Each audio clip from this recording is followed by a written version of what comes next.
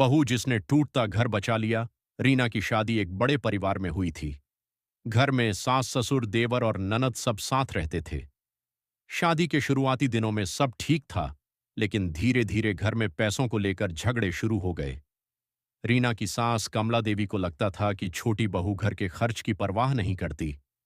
वहीं देवरानी को लगता था कि उससे हर काम करवाया जाता है। हर दिन घर में बहस होने लगी। रीना चुपचाप सब देखती रहती। उसे सबसे ज्यादा दुख तब होता जब उसके ससुर जी अकेले बैठकर आंसू छुपाते थे। जिस घर में कभी हंसी गूंजती थी वहां अब सिर्फ चीखें सुनाई देती थीं। एक दिन बात इतनी बढ़ गई कि देवर ने गुस्से में कहा, अब हम अलग रहेंगे। इस घर में रोज रोज की लड़ाई नहीं सह सकते। ये सुनकर ससुर जी की आंखें भर आईं। उन्होंने कांपती आवाज में कहा, मैंने पूरी जिंदगी मेहनत करके ये घर बनाया था ताकि मेरा परिवार साथ रहे। उस रात रीना सो नहीं पाई। उसने तय कर लिया कि वह इस घर को टूटने नहीं देगी। अगली सुबह उसने सबको एक साथ खाने की मेज पर बुलाया।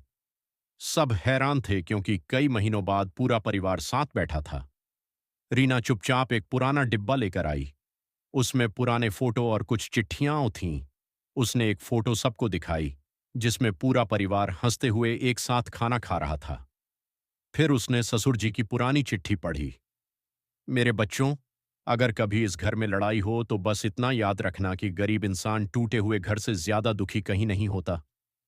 ये सुनते ही सबकी आंखें नम हो गईं। देवर को बचपन की बातें याद आने लगीं। कमला देवी रोने लगीं। पहली बार सबको एहसास हुआ कि अहंकार की वजह से उनका परिवार बिखर रहा था। देवर अपनी मां के पास गया और बोला, मां, हमें माफ कर दीजिए। हम छोटी छोटी बातों में रिश्तों की कीमत भूल गए। उस दिन के बाद घर बदल गया। अब वहां बहस कम और प्यार ज्यादा होने लगा। रीना ने सिर्फ समझदारी और प्यार से टूटते हुए परिवार को फिर से जोड़ दिया। घर दीवारों से नहीं, रिश्तों और समझदारी से